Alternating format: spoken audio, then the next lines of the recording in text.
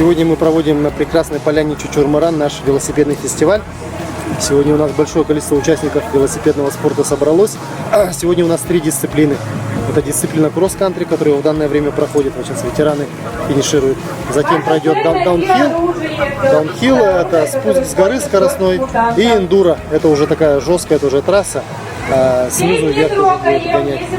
Сегодня погода нам очень сильно помогла. Шли дожди до этого, сейчас вот прекрасная погода.